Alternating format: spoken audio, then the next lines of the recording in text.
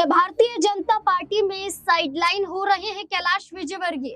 क्या कैलाश विजयवर्गीय को जगह भारतीय जनता पार्टी में नहीं मिल रही है?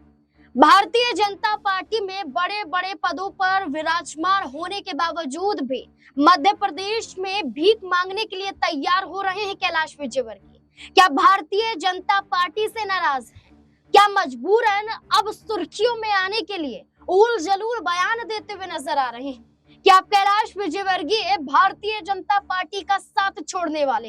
दरअसल मध्य प्रदेश में अध्यक्ष का चुनाव होना है। प्रदेश अध्यक्ष के चुनाव में भारतीय जनता पार्टी देरी कर रही है। हरियाणा में होती देरी पर भारतीय जनता पार्टी ने कांग्रेस पार्टी पर आरोप लगा दिए कि मुख्यमंत्री पद का चयन कांग्रेस पार्टी क्या करेगी जो नेता का चुनाव नहीं कर पा रही है।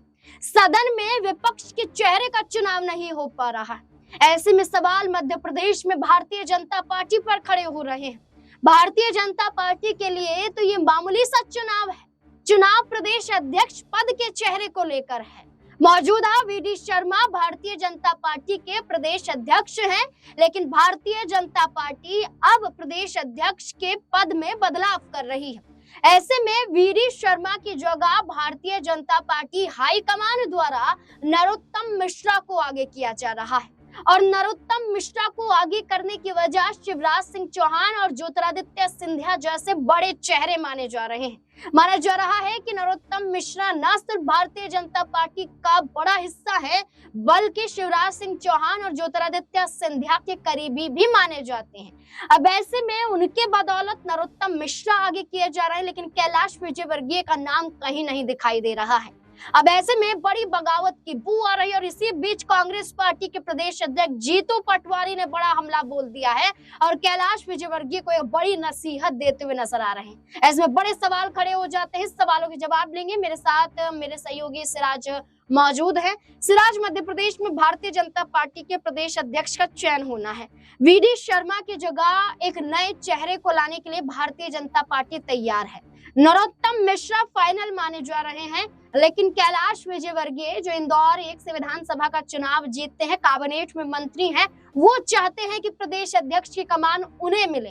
क्या भारतीय जनता पार्टी में अब साइडलाइन किए जा रहे हैं? क्या लगता है आपको? जाहिर सी बात है नाज़मीन कि इस वक्त जिस तरीके से बीजेपी में खास तौर पर मध्य प्रदेश में जिस तरीके से फूट पड़ती हुई नजर आ रही है, चाहे वो शिवराज सिंह चौहान की बात करें या फिर सिंधिया की बात करें, ये दोनों ही गुट आपस में भिड़ते हुए नजर आ रहे हैं। लेकिन इसी बीच जो है प्रदेश अध्यक्ष का चुनाव करना भारतीय जनता पार्टी के लिए मुश्किल हो रहा है। कारण एक ही है, कैलाश विजयवर्गीय सांसद भी हैं और मध्य प्रदेश में उनका अच्छा खासा वोट बैंक भी है। विधायक से कैबिनेट मंत्री मध्य प्रदेश में वो विधायक भी हैं कैलाश विजयवर्गीय और एक बड़ा चेहरा है, उनका वोट बैंक भी है। लेकिन जिस तरीके से देखा जाए तो अब कहीं ना कहीं नरोत्तम मिश्रा के नाम जो है लगभग फाइनल माना जा रहा है प्रदेश अध्यक्ष के लिए, क्योंकि देखिए नरोत्तम मिश्रा जो है वो अपना चुनाव हार गए, यानी विधानसभा चुनाव में उनको हार का सामना करना पड़ा और इससे पहले वो गृह विभाग संभाल रहे थे मध्य प्रदेश में शिवराज सिंह चौहान के कार्यकाल के बीच में। तो कहीं ना कहीं एक बड़ा चेहरा है और वो लगातार विवादों में रहते हैं। और देखिए भारतीय जनता पार्टी में ऐसे चेहरों की तलाश है जो लगातार कहीं ना कहीं मुखरता से अपनी बातों को रखता हो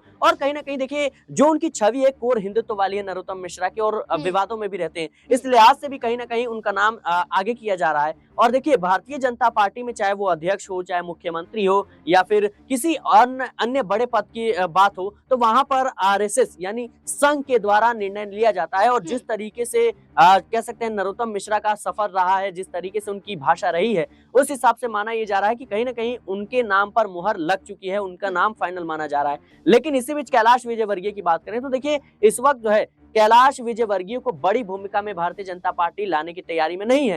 कारण एक ही है कि बीजेपी में बड़े चेहरों को दरकिनार किया जा रहा है। आप देखिए शिवराज सिंह चौहान को किस तरीके से नजरअंदाज किया गया, कैलाश विजयवर्गीय तो मुख्यमंत्री की रेस में शामिल थे। तो कहीं ना कहीं ऐसे चेहरों को तो बिल्कुल भी भारतीय जनता पार्टी नहीं दाव खेलने वाली। आप देखिए हाल ही में एक बड़ा बयान सुर्खियों में है संभल के सीईओ अनुज चौधरी का, जो वो होली और जुम्मे को लेकर देते हैं। इस बयान को कैलाश विजयवर्गीय समर्थन करते हुए दिखाई देते हैं। तो जीतू पटवारी कहते हैं कि कैलाश विजयवर्गीय भारतीय जनता पार्टी में दिखाई नहीं दे रहे हैं, इसलिए इन बयानों का समर्थन करते हुए धर्म की राजनीति कर रहे हैं।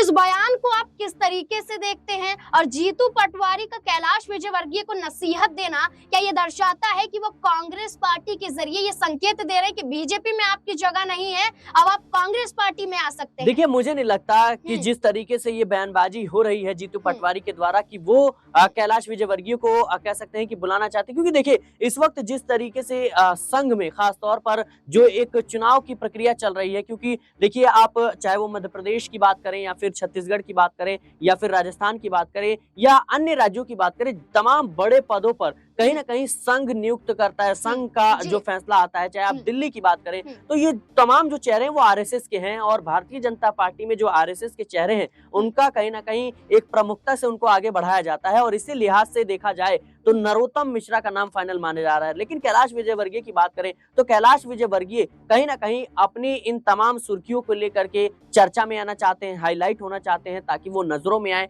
और फिर उनको कहीं ना कहीं बड़ी भूमिका में लाया जाए। क्योंकि देखिए नरोत्तम मिश्रा भी लगातार विवादों में रहे थे, और चाहे वो फिल्मों को लेकर के हो, चाहे वो बुलडोजर को लेकर हो, या फिर ऐसे तमाम बयानबाजी वो करते हुए नजर आते हैं। हिंदू मुस्लिम की राजनीति करते हुए नजर आए थे अपने गृह विभाग जब वो संभाले थे उस वक्त भी, तो कहीं ना कहीं उनको आगे किया गया। और मध्य प्रदेश में तो हाल ये है कि सिंधिया गुट अलग नजर आता है, शिवराज सिंह चौहान अलग नजर आते हैं, और अब प्रदेश अध्यक्ष का जिस तरीके से चुनाव आया है तो इसमें भी कहीं ना कहीं खलबली सी मच रही है। अभी हाल ही में देखिए शिवराज सिंह चौहान ने जो एयर इंडिया की फ्लाइट थी उसमें टूटी हुई सीट को लेकर के खुलेआम ट्वीट कर देते हैं, जिससे मोदी सरकार पर दबाव बनता है, और कहीं ना कहीं एयर इंडिया को लेकर के जो सवाल उन्होंने उठाया था अप्रत्यक्ष रूप से अपनी ही सरकार पर उठाया था। तो ये जो तमाम खेल है वो इस वक्त मध्य प्रदेश में देखने को मिल रहा है। देखिए बिल्कुल, अगर हम बात करें तो नरोत्तम मिश्रा दतिया से विधानसभा का चुनाव हार जाते हैं, लेकिन इससे पहले बात करें तो लगभग वो 6 से 7 बार विधानसभा का चुनाव जीत चुके हैं, और इसके अलावा स्वास्थ्य विभाग और गृह विभाग का जिम्मा राज्य स्तर पर संभाल चुके हैं।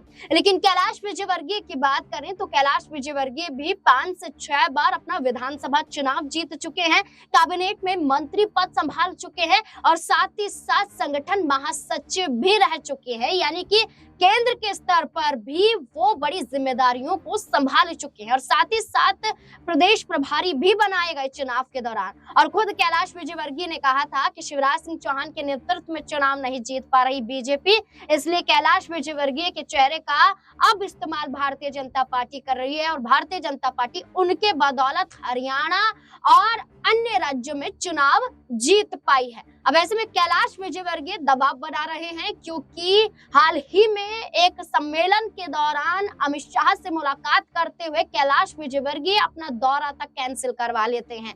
अमित शाह से लगभग 20 से 30 मिनट बातचीत होती है और उनके आसपास कोई और नजर नहीं आता है, यानी कि दबाव बनाने वाली राजनीति। और वहीं दूसरी तरफ नरोत्तम मिश्रा का वो चेहरा जो हिंदुत्ववाद के रूप में देखा जाता है, वो कहीं ना कहीं आगे किया जा रहा है, ये कहते हुए कि वो शिवराज सिंह चौहान और ज्योतिरादित्य सिंधिया के समर्थकों में से माने जाते हैं। अब देखना होगा कि प्रदेश अध्यक्ष की रेस में तो उप मुख्यमंत्री यहाँ पर भी नजर आते हैं। अब बीजेपी किस पर मोहर लगाती हुई नजर आएगी? क्या नरोत्तम मिश्रा होंगे? तो क्या कैलाश विजयवर्गीय भारतीय जनता पार्टी का साथ छोड़ते हुए नजर आ सकते हैं? क्योंकि जीतू पटवारी ने बड़ा संकेत दे डाला है। अब देखना होगा मध्य प्रदेश की राजनीति में प्रदेश अध्यक्ष पद के चुनाव के वक्त बीजेपी संभल पाती है या टूट जाती है। इस पूरे मुद्दे को लेकर आप क्या सोचते हैं? अपनी राय कमेंट सेक्शन में जरूर दें। देखते रहें SPN9 न्यूज। धन्यवाद।